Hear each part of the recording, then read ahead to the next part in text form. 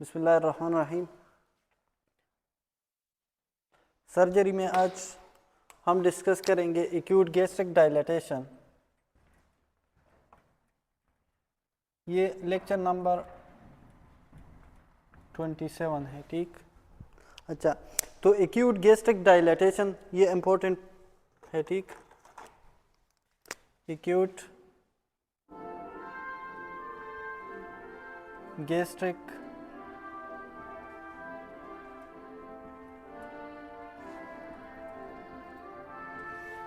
Topic को देखे इसकी जो वर्ड्स है तो इसको समझ ले। एक्यूट गैस्ट्रिक डायलेटेशन का मतलब है कि इसमें क्या हो गई है। एक्यूट का मतलब है सडन, गैस्ट्रिक का मतलब है स्टमक, और dilatation dilation of the stomach या डिस्टेंशन ऑफ द स्टमक, ठीक है। तो सडन मेसियो enlargement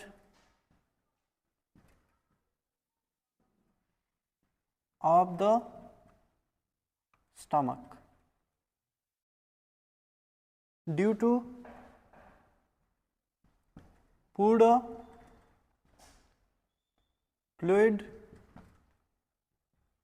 और gases। सिंपल है। अगर ज़्यादा फूड की वजह से स्टमक की डिस्टेंशन हो जाए या डायलेटेशन हो जाए, या फ्लूइड की वजह से या गैसेस की वजह से। फूड तो सिंपल है, फ्लूइड गैस्ट्रिक जूस, अगर गैस्ट्रिक जूस ज़्यादा हो, इतना ज़्यादा हो कि इसकी वजह से स्टमक की डिस्टेंशन हो जाए। हमारे पास अगर स्टमक में बैक्टीरिया है, गैस्ट्रिक ऑब्स्ट्रक्शन हो, और बैक्टीरिया क्या प्रोड्यूस कर देता है, गैसेस, और इसकी वजह से स्टमक डायलेट हो जाए, तो ये कहलाता है सडन एक्यूट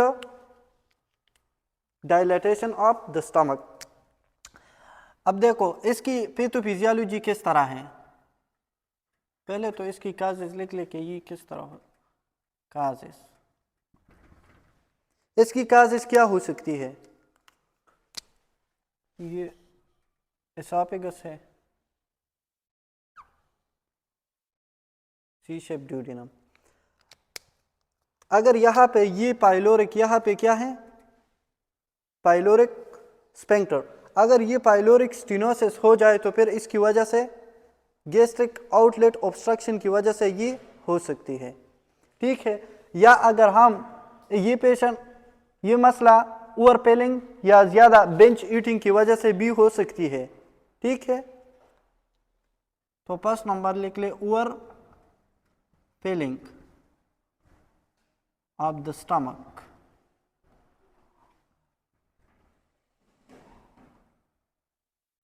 ठीक। द ओवरलोडेड स्टमक, अगर ज्यादा फूड आ जाए यहाँ पे स्टमक में तो फिर ये स्टमक को क्या करेगी, distend. The overloaded stomach become distended, ठीक। दूसरा, ये किस चीज की वजह से हो सकती है, एक तो ओवरपेलिंग की, गैस्ट्रिक आउटफ्लो ऑब्स्ट्रक्शन है, gastric outflow obstruction, pyloric sphincter है, या यहाँ पे ट्यूमर है, यहाँ पे क्या है, ट्यूमर है। तो इस ट्यूमर की वजह से भी ये ब्लैक है, तो गैस्ट्रिक एम्प्टिंग होगी नहीं। तो दूसरा जो है वो लिख ले, gastric outlet obstruction, gastric outlet obstruction. ये हमारे पास किस किस चीज की वजह से हो सकती है, तो इसमें लिख ले, पाइलोरिक स्टेनोसिस, ट्यूमर की वजह से हो सकती है। अगर distal part of the stomach में ट्यूमर है तो ये ट्यूमर भी ब्लैक कर सकती है स्टमक, ठीक है। तो tumour in distal part of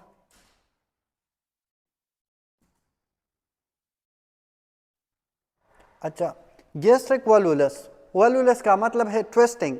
अगर ये स्टमक ट्विस्ट हो जाए तो फिर इसकी ट्विस्टिंग की वजह से ये गैस्ट्रिक पाइलोरिक स्फिंक्टर क्या होगी, ऑब्स्ट्रक्ट। ट्विस्टिंग का मतलब है ये स्टमक तो लिगामेंट ने अपनी जगह पे टाइट पकड़ा हुआ है। अब अगर लिगामेंट में मसला है या ज़्यादातर गैस्ट्रिक वल्वुलस की जो काजेस है वो इडियोपैथिक, इडियोपैथिक का मतलब है अननोन काज, और इसकी वजह से स्टमक क्या होगी, gastric volvulus twisting of the stomach, तो उसकी वजह से गैस्ट्रिक ऑब्स्ट्रक्शन होगी। तो इसमें लिख लें गैस्ट्रिक वल्वुलस, गैस्ट्रिक वल्वुलस, ये हम गैस्ट्रिक वल्वुलस के टॉपिक हम डिस्कस करेंगे। अच्छा, तीसरा ये किस चीज की वजह से हो सकती है,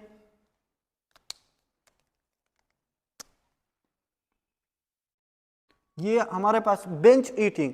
अगर एक टाइम पे ज्यादा, बेंच ईटिंग का मतलब है एक टाइम पे ज्यादा खाना, तो बेंच ईटिंग,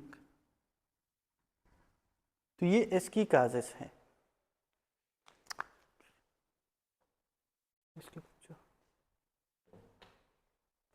इसकी पैथोफिजियोलॉजी को देखें,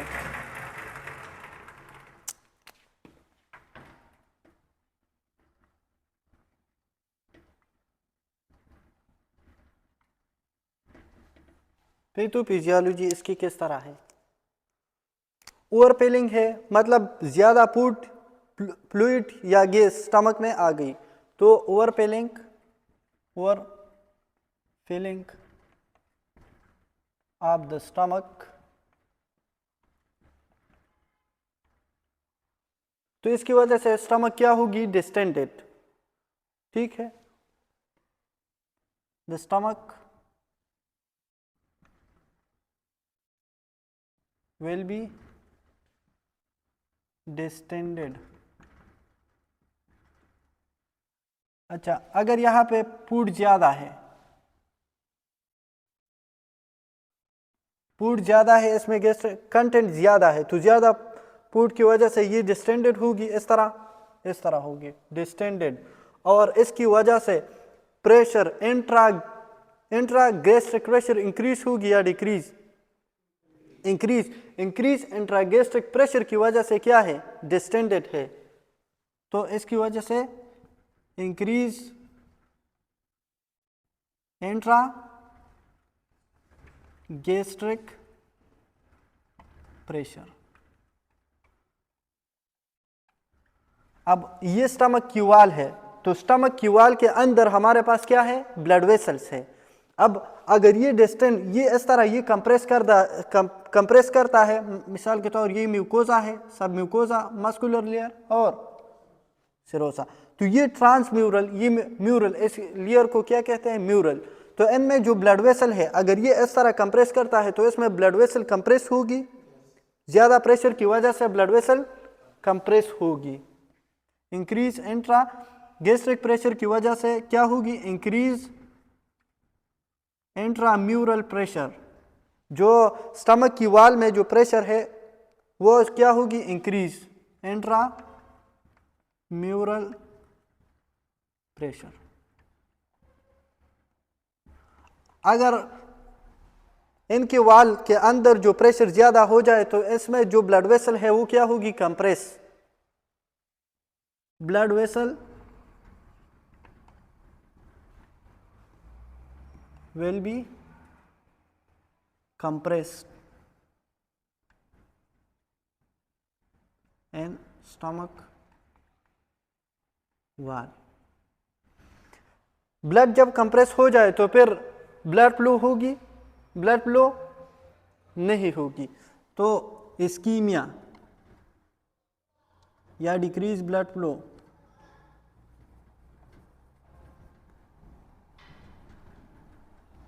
और इसको हम कहते हैं इस्कीमिया।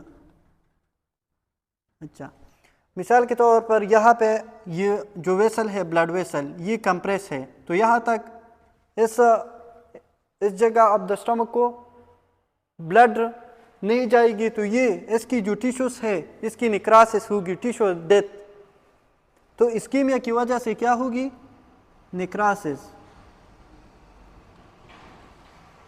ठीक है, अब ये स्टमक है और स्टमक की इस जगह की निक्रासिस हो गई है। अब निक्रासिस का मतलब है ये टिश्यूज क्या है, जब ब्लड नहीं मिलता, ऑक्सीजन नहीं मिलती, ग्लूकोज टू टिश्यू डेथ, तो इसको नेक्रासिस कहते हैं और इसकी वजह से फिर ये परपोरेशन हो सकती है, स्टमक विल बी परपोरेटेड।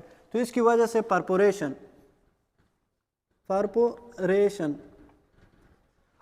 अच्छा, अगर परपोरेशन हो जाए तो ये gastric content will leak into the abdomen, तो इसकी वजह से फिर डेथ हो सकती है परपोरेशन की वजह से। फिर पेरिटोनाइटिस भी ये करा सकता है, शॉक भी इसकी वजह से हो सकती है, और इसकी वजह से कैन लीड टू अच्छा गैस्ट्रिक कंटेंट विल लीक और मे लीड टू डेथ। ठीक है, तो ये क्या है, सर्जिकल इमरजेंसी, इसमें लिख ले सर्जिकल इमरजेंसी। अच्छा ठीक, इसके लिए हम एक्सरे करेंगे, एक्सरे पे एक्सटेंडेड स्टमक नज़र आएगी, एक्सरे पे क्या नज़र आएगी, एक्सटेंडेड स्टमक, ये आसान है। और पेलिंग ऑफ द स्टमक, तो stomach wall will be distended, और इसमें जो इंट्राक्रीनियल इंट्रागैस्ट्रिक प्रेशर इंक्रीज है, और अगर ये पहले लिखे तो ये भी ठीक है, इंट्रागैस्ट्रिक प्रेशर की वजह से the stomach wall will be distended, और इसकी वजह से इंट्राम्यूरल प्रेशर ज़्यादा होगी और ब्लड वेसल कंप्रेस होगी, तो ब्लड फ्लो कम होगी, इस्कीमिया होगी। जब ब्लड फ्लो कम है, इस्कीमिया है, तो नेक्रासिस होगी और इसकी वजह से परपोरेशन होगी, और गैस्ट्रिक कंटेंट विल लीक और इसकी वजह से डेथ हो सकती है, और ये सर्जिकल इमरजेंसी है।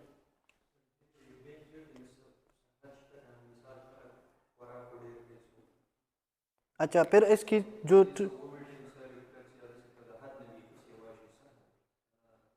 अच्छा पहले जो सेटाइटी, तो फिर लेप्टिन हार्मोन रिलीज होता है और इसकी वजह से वो फीलिंग ऑफ सेटाइटी, मतलब कि आप पुल हो गए, तो लेप्टिन हार्मोन फिर रिलीज होते हैं। अब देखो इसके हम क्या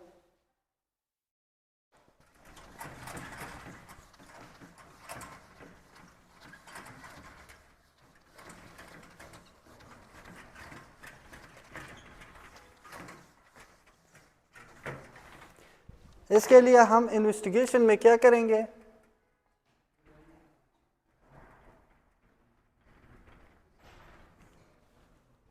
इन्वेस्टिगेशन में इसमें हम एक्सरे करेंगे, एक्सरे, तो एक्सरे पे the stomach will be distended,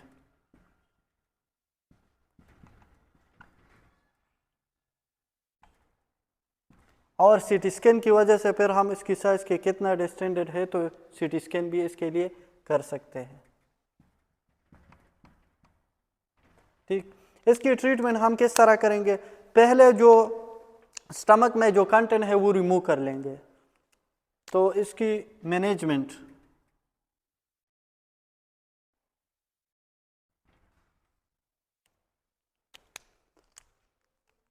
तो एनजी ट्यूब पास करेंगे, एनजी ट्यूब,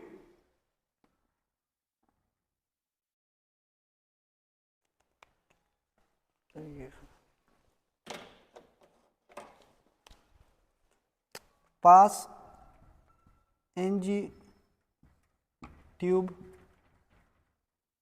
ठीक, and connect to the suction, और वो सक्शन ये इसकी जो कंटेंट है वो बाहर रिमूव कर देते हैं, pass NG tube and connect to and remove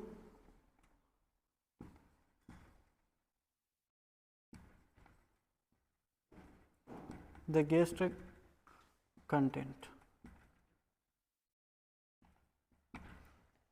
तो इसकी जो ओवरलोड है वो क्या होगी, डिक्रीज ओवरलोड,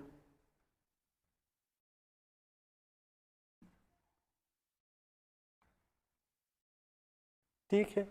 दूसरा हम ये करेंगे कि nothing for oral, NPO, nothing for oral. अगर ये स्टमक ऑलरेडी डिस्टेंडेड है और फिर भी ये कहते हैं तो फिर इसकी वजह से मजीद इसकी डिस्टेंशन होगी, तो नथिंग फॉर ओरल। और मे रिक्वायर सर्जरी,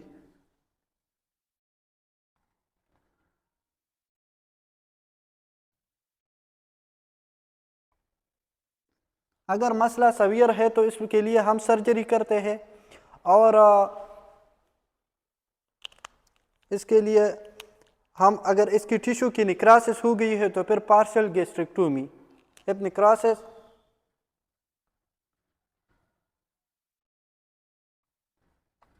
तो पार्शियल गैस्ट्रेक्टोमी।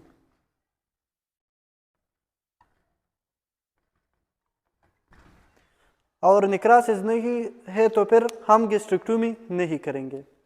ये गैस्ट्रिक कंटेंट जो है तो वो बाहर रिमूव करेंगे, इंजी ट्यूब पास करेंगे। इस एक होता है ओरो, ये है नेजो गैस्ट्रिक ट्यूब, ये एक होता है ऊजी ट्यूब, ओरो गैस्ट्रिक ट्यूब, तो दोनों पास कर सकते हैं और इसके थ्रू सक्शन करेंगे, ये गैस्ट्रिक कंटेंट है ये बाहर रिमूव कर देंगे। अच्छा ठीक है।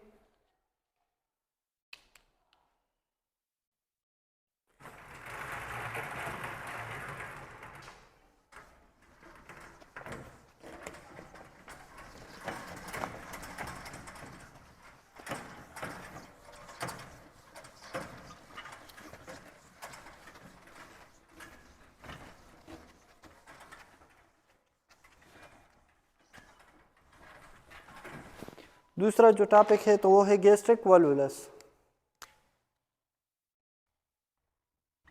गैस्ट्रिक वॉल्वुलस का मतलब है ट्विस्टिंग। वॉल्वुलस का मतलब क्या है? ट्विस्टिंग। तो इसमें लिख ले twisting of the stomach, twisting of stomach abnormally. अच्छा, हमारे पास इसकी जो मेन टाइप है, एक है हमारे पास ऑर्गेनोएक्सियल वॉल्वुलस और दूसरा है मेसेंटेरोएक्सियल वॉल्वुलस। तो टाइप्स, मेन टाइप इसकी क्या है?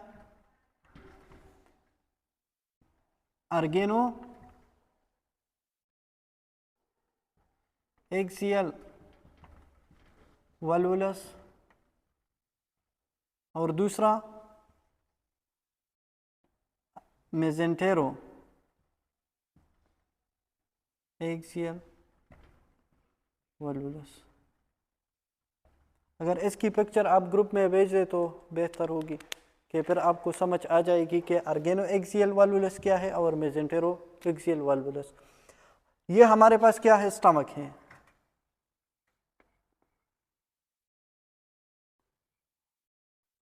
ठीक है, ये कार्डियक स्फिंक्टर है, ये क्या है? कार्डियक स्फिंक्टर, और ये पाइलोरिक स्फिंक्टर है।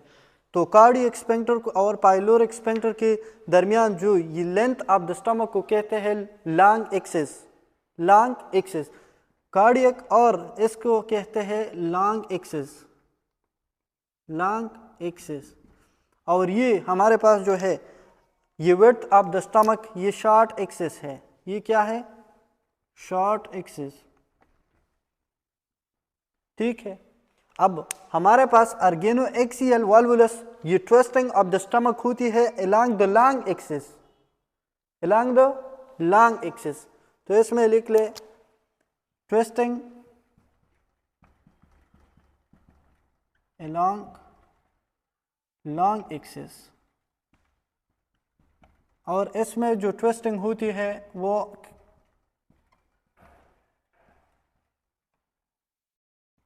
Short axis. अब ये क्यों होती है? यहाँ पे हमारे पास लीवर है, ठीक है, ये लीवर है, यहाँ पे हमारे पास डायफ्राम है, यहाँ पे स्प्लीन है, ये स्प्लीन तो इधर, यहाँ पे क्या है?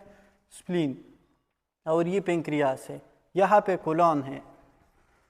तो स्टमक अटैच है, ये कार्डियक स्फिंक्टर से लेकर और पाइलोरिक स्फिंक्टर, ये लेंथ ऑफ द स्टमक कहलाता है लॉन्ग एक्सिस और width of the stomach short axis है। अब अगर ये हमारे पास स्प्लीन है और स्प्लीन के साथ स्टमक अटैच है लिगामेंट के थ्रू, और इस लिगामेंट का नाम क्या है? गैस्ट्रोस्प्लीनिक या स्प्लीनोगैस्ट्रिक लिगामेंट। और ये स्टमक अटैच है किस चीज के साथ? डायफ्राम से, तो प्रीनोगैस्ट्रिक लिगामेंट। और ये अटैच है लीवर के साथ, तो हेपेटोगैस्ट्रिक लिगामेंट। और ये अटैच है कोलोन के साथ, गैस्ट्रोकोलिक लिगामेंट। अगर ये लिगामेंट वीक हो जाए तो फिर ये स्टमक ट्विस्ट हो सकती है, तो ये ट्विस्ट हो सकती है। अब ये हमारे पास दी अर्गेनोएक्सियल वॉल्वुलस में हमारे पास ये इस तरह ट्विस्ट होती है, इस तरह ये लॉन्ग एक्सिस से ये ट्विस्ट होती है, और ये शॉर्ट, ये विड्थ है, तो मेसेंटेरो एक्सियल एक्सिस में ये इस तरह ट्विस्ट होती है। ये नीचे से ऊपर तक जो ट्विस्ट होती है, तो ये क्या है? मेसेंटेरो एक्सियल वॉल्वुलस। और इस तरह ट्विस्ट हो जाए तो फिर, तो इसमें ये organoaxial volvulus most common in adult, most common in adult, ठीक। और इसमें लिख ले मोस्ट कॉमन इन किड्स, ठीक है। अब ये अर्गेनोएक्सियल एक्सिस में हमारे पास क्या होती है, इसमें लिख ले, ये जो गैस्ट्रिक ग्रीटर कर्वेचर है, तो ग्रीटर कर्वेचर ऊपर की तरफ जाती है और लेसर कर्वेचर नीचे की तरफ। पिक्चर आपने भेजा, ठीक है, इंटीरियर पोस्टीरियर इसमें है, लेकिन इस तरह इसमें ग्रीटर कर्वेचर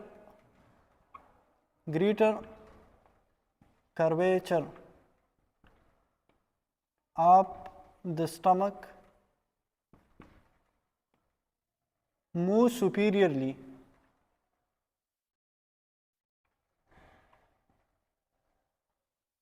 ठीक है।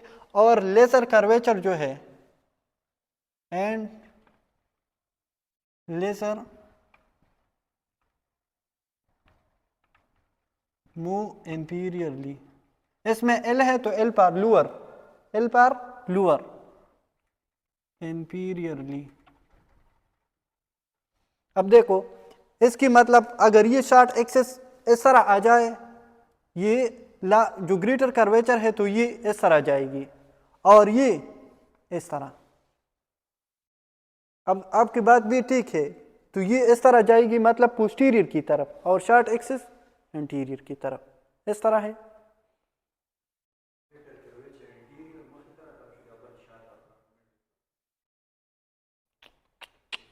Greater curvature of the stomach move, ये ऊपर की तरफ जाएगी, तो अच्छा, इंटीरियर का मतलब है इंटीरियर किस तरह आएगी,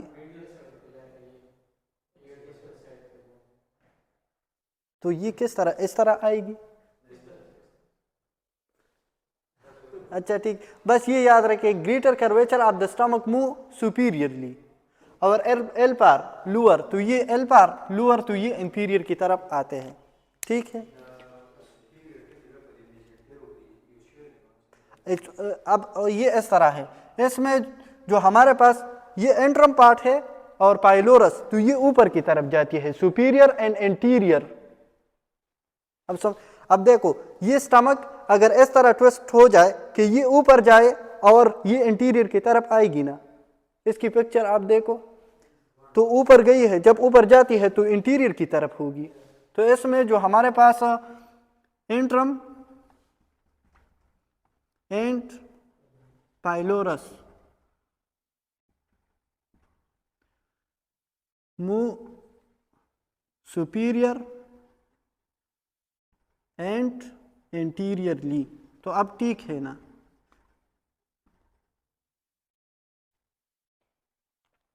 ये शॉर्ट एक्सिस है, तो शॉर्ट एक्सिस मतलब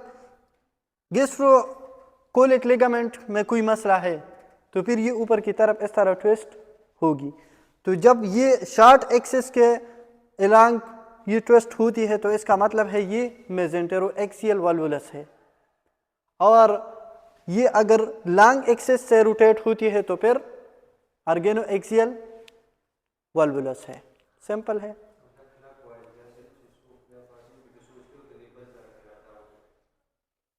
क्लॉकवाइज, अच्छा, तो क्लॉकवाइज रोटेशन इसकी होती है, तो क्लॉकवाइज इसकी रोटेशन है ना, इसकी क्लॉकवाइज रोटेशन है इस तरह, और ये भी इस तरह ट्विस्ट हो जाएगी।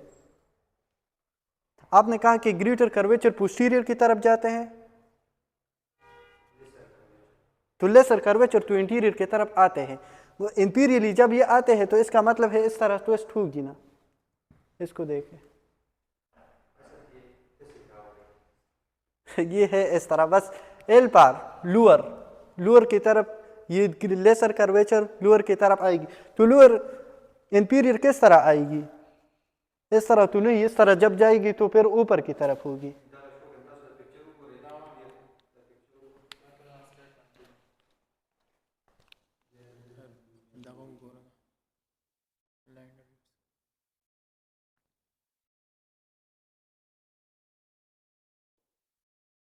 ठीक है ना, इसको देखे, ये 3 नंबर पिक्चर को देखे तो ये इस तरह ट्विस्टेड है क्लॉकवाइज। अच्छा, और इसमें हमारे पास ट्रायड होती है।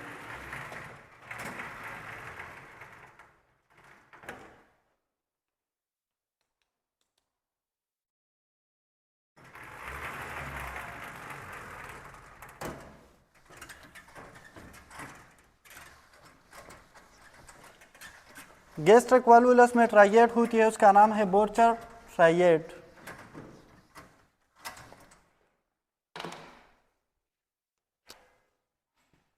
गैस्ट्रिक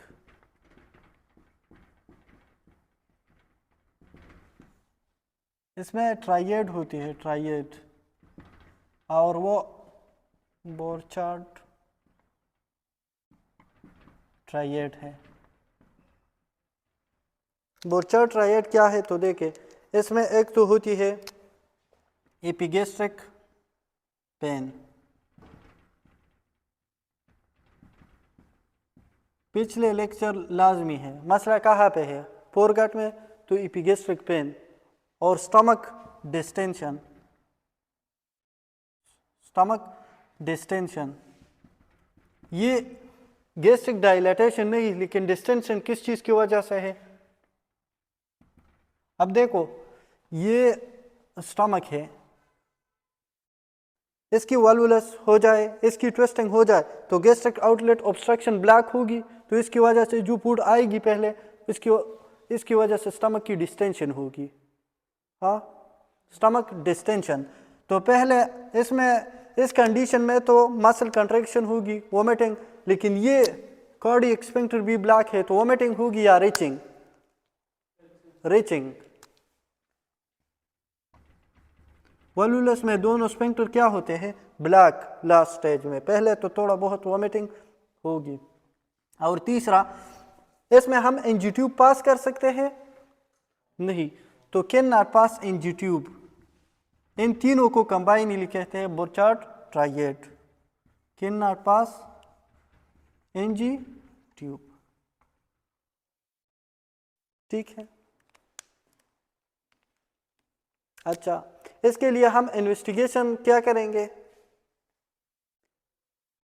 ये हमें किस तरह पता चलेगा, तो इसके लिए हम सीटी स्कैन कर सकते हैं, एक्सरे पे भी पता चलेगा, लेकिन CT scan is best.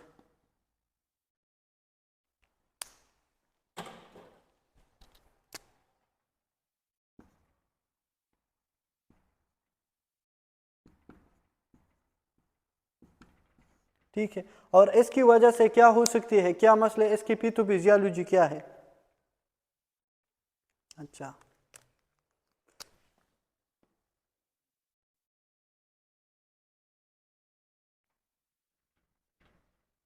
Pathophysiology,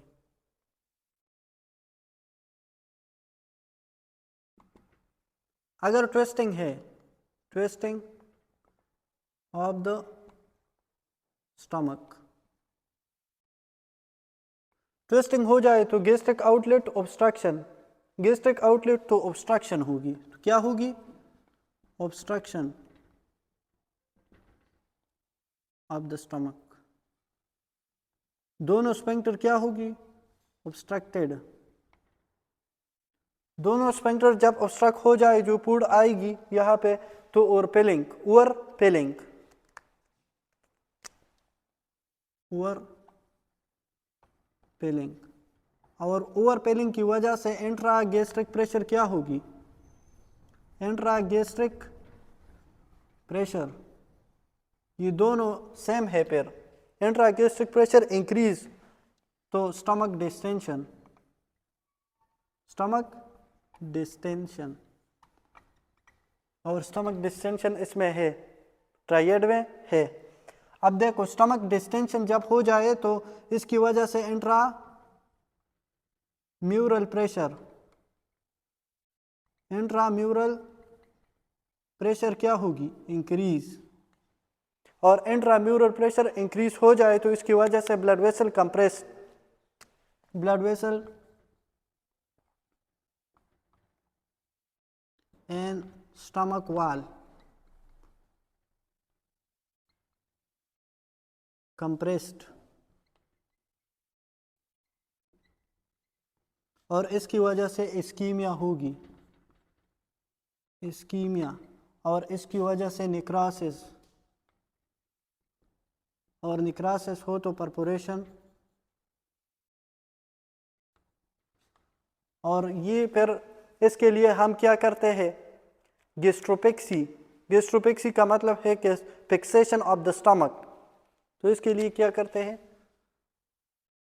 और इसके लिए जो सर्जरी कराता है तो उसका नाम क्या है? Gastropexy, fixation of stomach. अगर निक्रासिस है तो फिर पार्शियल गैस्ट्रेक्टोमी, नहीं है तो गैस्ट्रोपेक्सी, सिंपल है।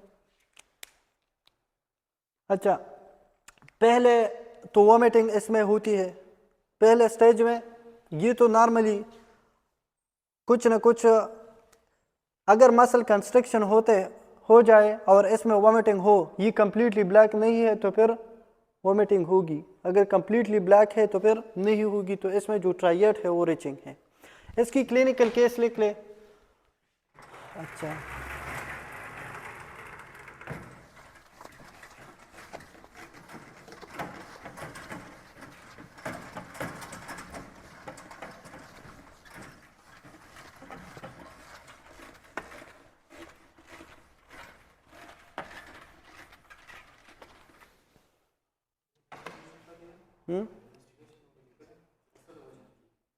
अच्छा, इसमें मसला पित्त, ये एडियोपैथिक होता है गैस्ट्रिक वाल्वुलस की काजेस अननोन है, एडियोपैथिक है, और मसला अगर ये जो लेगामेंट है, स्टमक की जो लेगामेंट है गैस्ट्रोहेपेटिक स्प्लीनो गैस्ट्रिक, ये लेगामेंट कमज़ोर हो जाए तो इसकी वजह से ये ट्विस्टिंग हो सकती है। ठीक, काजेस इसकी एडियोपैथिक है, लेकिन जो हमें मालूम है तो वो क्या है?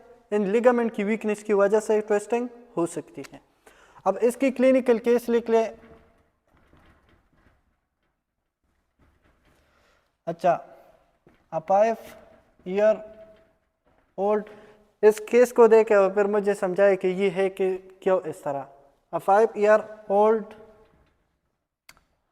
Boy with the history of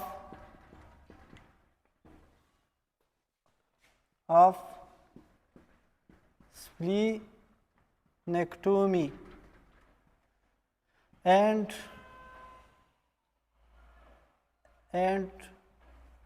diaphragmatic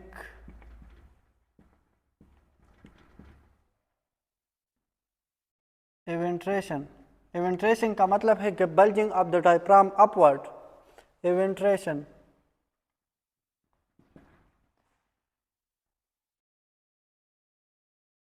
with a sudden crampy abdominal pain and bilious vomiting का मतलब क्या है? जिसमें बाइल हो, bilious vomiting। अच्छा, CT scan show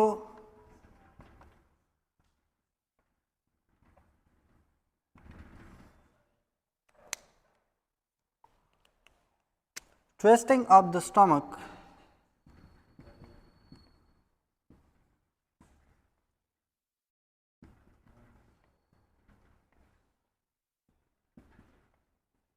short axis, ठीक है, ये twisting of the stomach along the short axis है।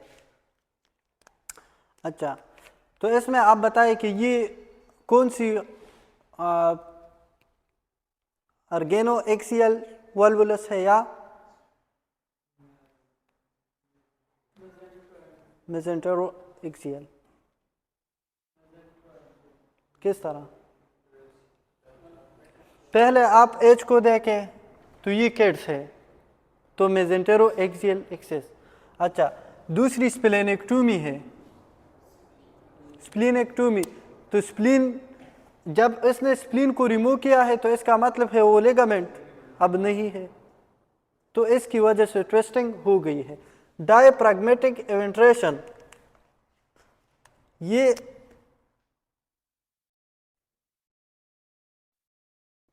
अगर ये इस तरह, ये शॉर्ट एक्सिस है, ये क्या है? शॉर्ट एक्सिस, तो ये इस तरह ट्विस्ट हो जाए। इसमें एक और भी लिख ले, and cardiac and pylorus, cardiac and pylorus और अप्रोक्सीमेटेड। अप्रोक्सीमेटेड का मतलब है कि एक दूसरे के साथ साथ है। अब ये पाइलोरिक स्फिंक्टर है और ये कार्डियक स्फिंक्टर है, नॉर्मली तो ये एक जगह पे नहीं है। अगर ये इस तरह ट्विस्ट हो जाए कि ये ऊपर चले जाए, तो ये शॉर्ट एक्सिस के से इसकी ट्विस्टिंग हो गई, तो ये अब पाइलोरस और कार्डिया क्या है? कार्डियक स्फिंक्टर और पाइलोरस क्या है? अप्रोक्सीमेटेड है। तो इसमें इसका मतलब ये है कि ये शॉर्ट एक्सिस के से हो गई है और दूसरा दोनों क्या है? अप्रोक्सीमेटेड है, तो ये मेसेंटेरो एक्सियल। और तीसरा जो है बिलियस वॉमिटिंग हमारे पास होती है मेसेंटेरो एक्सियल। वॉमिटिंग नॉर्मली ये रीचिंग होती है, अगर होती है तो फिर मेसेंटेरो एक्सियल में हमारे पास बिलियस वॉमिटिंग होती है, मेसेंटेरो एक्सियल वल्वुलस। और नॉन बिलियस वॉमिटिंग में हमारे पास क्या होती है? ये अर्गेनो एक्सियल वल्वुलस में होती है। ठीक है, तो जितने भी कंडीशन है, तो एक तो किड्स में है तो मेसेंटेरो एक्सियल। स्प्लीन, अगर ये लेगामेंट वीक है तो इसकी वजह से ये हो गई है। डायफ्रैग्मेटिक, जब ये ऊपर चला जाए तो ये डायफ्राम को भी थोड़ा बल्ज करेगी, ऊपर डायफ्राम भी ऊपर जाएगी और इसकी वजह से एब्डोमिनल पेन। इसकी एपिगेस्ट्रिक पेन हमने पढ़ा कि उसकी बोचा ट्राइड में एपिगेस्ट्रिक पेन और स्टमक डिस्टेंशन होती है, रीचिंग होती है, तो बिलियस वॉमिटिंग। और twisting of the stomach along the short axis, और ये भी मेसेंटेरो एक्सियल वल्वुलस की बताता है। और कार्डियक पाइलोरिक्स अगर अप्रोक्सीमेटेड है तो फिर भी मेसेंटेरो एक्सियल है। अच्छा, इसकी picture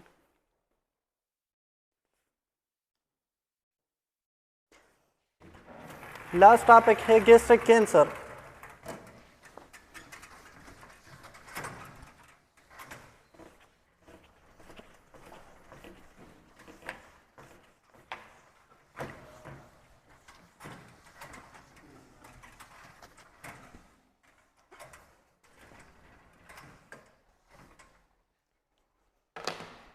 gastric cancer,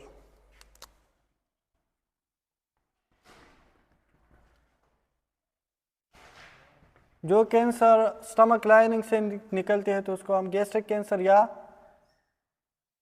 gastric adeno carcinoma, adeno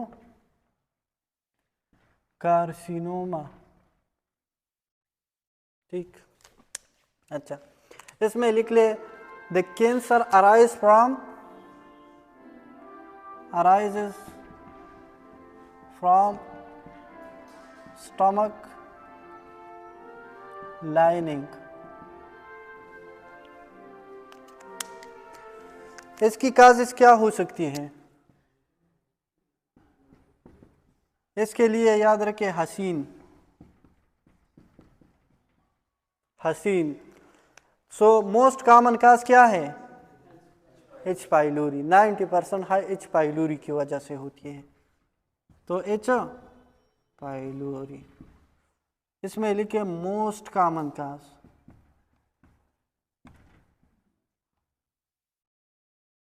और 90%। और ए पार atrophy of the chronic gastritis. Atrophy का मतलब है कि म्यूकोजा की डिजेनरेशन। क्रॉनिक गैस्ट्राइटिस की वजह से अगर एट्रोपी हो जाए तो इसकी ये भी इंक्रीज कर देता है the risk of gastric adeno carcinoma.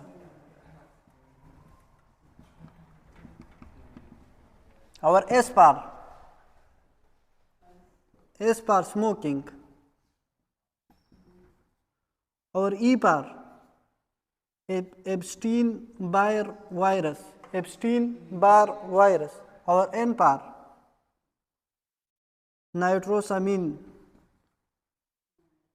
नाइट्रोसामिन। ये केमिकल है जो कैंसर, जो स्मोक फूड होते हैं, स्मोक फूड, पिकल फूड, तो इसमें ये रिलीज होते हैं नाइट्रोसामिन और ये इंक्रीज कर देता है द रिस्क ऑफ। अच्छा, इसकी सिम्टम क्या होगी गैस्ट्रिक कैंसर की? सिम्टम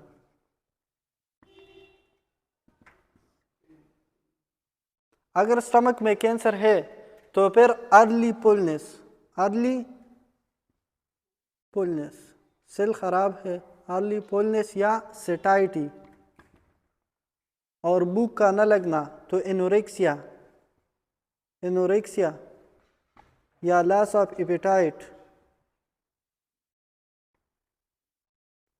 और डाइजेशन ठीक होगी या नहीं, डिस्पेप्सिया, कैंसर है तो इनडाइजेशन। इसके लिए हम इन्वेस्टिगेशन क्या करेंगे? So best investigation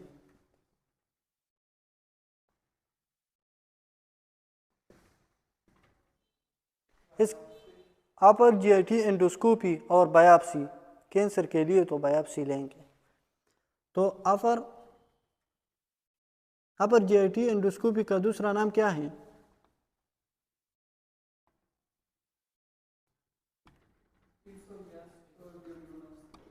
biopsy, इसोफेगो गैस्ट्रोड्यूडेनोस्कोपी।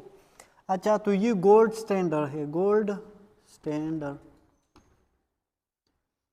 अच्छा, अब इसके लिए जो इम्पोर्टेंट है गैस्ट्रिक कैंसर के लिए उसकी स्प्रेड है कि ये कहाँ पे मेटास्टेसाइज हो सकती है। और ये लिम्फेटिक स्प्रेड, लिम्फ के थ्रू ये स्प्रेड होती है या ब्लड के थ्रू? हाँ, दोनों, यस।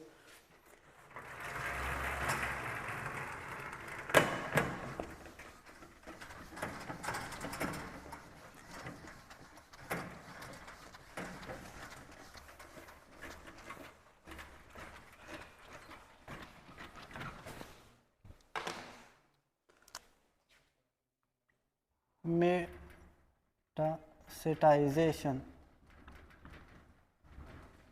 एक बात मैंने पहले लेक्चर में किया था, आपको याद हो तो पुअर गट की जो कैंसर है तो उसकी लिम्फेटिक जो स्प्रेड है वो कहाँ पे आएगी?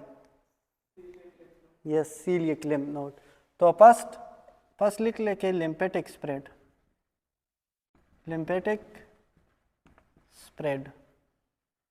फोरगार्ड को सीलियक ट्रंक से सप्लाई होती है तो उसकी lymphatic drainage celiac lymph node में आती है। तो फर्स्ट लिख लें celiac lymph node, celiac lymph node. अगर सीलियक लिम्फ नोड से ये ऊपर चला जाए supra clavicular lymph node, left supra clavicular lymph node, इसका दूसरा नाम है विर्चू नोड। तो विर्चू नोड में थोरेसिक डक्ट के थ्रू जा सकता है। तो इवेंचुअली विर्चू नोड्स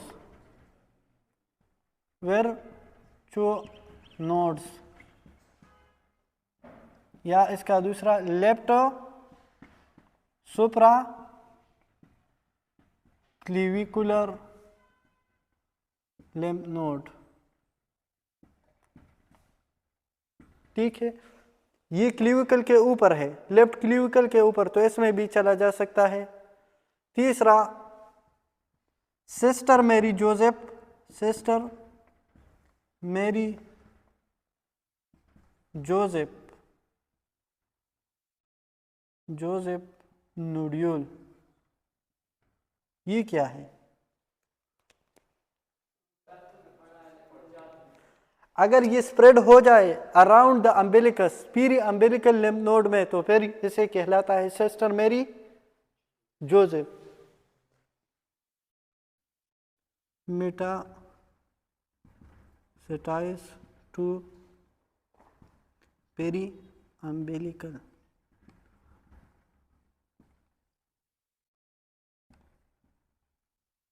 ठीक है, अच्छा, और इसमें क्रूकेनबर्ग ट्यूमर,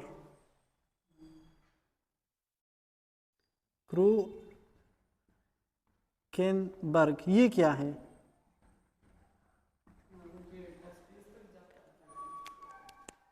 ओवरी तक मेटास्टेसाइज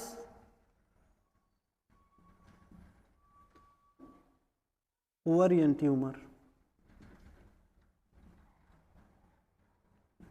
अगर ये कैंसर ओवरी में चला जाए और इसकी कैंसर हो जाए तो ये क्रोकेनबर्ग ट्यूमर है। कभी कभार ये लेफ्ट एक्सिलरी रीजन में भी जाते हैं, less commonly N2 Irish node, ये क्या है? लेफ्ट एक्सिलरी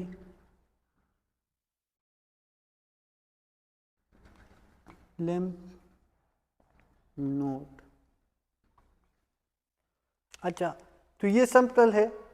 पहले सीलियक लिम्फ नोड, इसके थोरेसिक डक्ट के थ्रू ये विर्चू नोड में चला जा सकता है। लेफ्ट सब सुप्राक्लेविकुलर लिम्फ नोड को विर्चू नोड्स कहते हैं। सिस्टर मैरी जोसेफ नोड्यूल, अगर अम्बिलिकल्स में ये आ जाए मेटास्टेसाइज कैंसर, तो उसका नाम है सिस्टर मैरी जोसेफ नोड्यूल। ये अगर ओवरी में चला जाए तो इसका नाम फिर है क्रोकेनबर्ग ट्यूमर, और एक्सिलरी रीजन में आ जाए लेफ्ट एक्सिला में, तो फिर इसका आयरिश नोड, इसमें लिख ले ये लेस कॉमनली लेस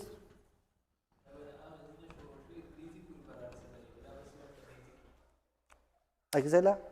इसका मतलब ये नहीं है कि खामखा इस यहाँ तक जाएगी, ठीक है, लेकिन चला जा सकता है।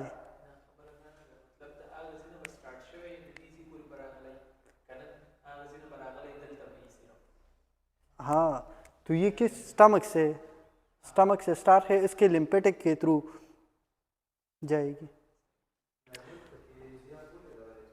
क्या? स्टमक लेफ्ट साइड की तरफ है। अच्छा, और हेमाटोजीनियस स्प्रेड,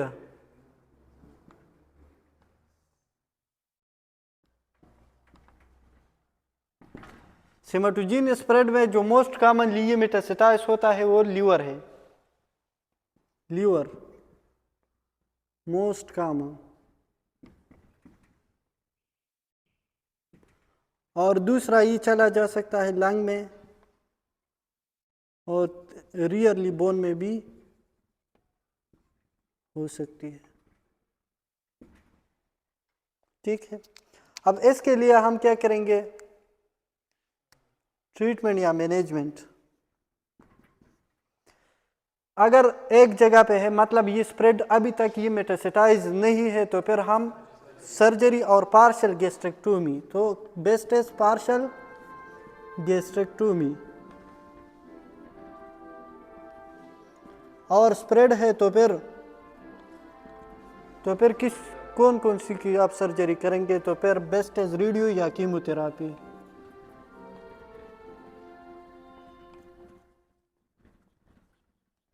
इसके लिए जो इम्पोर्टेंट है तो ये इसके लिम्फेटिक स्प्रेड है, और इसमें एक दो एमसीक्यू ज़रूर आएगी। ठीक है, इसमें कोई क्वेश्चन हो तो इट्स एनफ।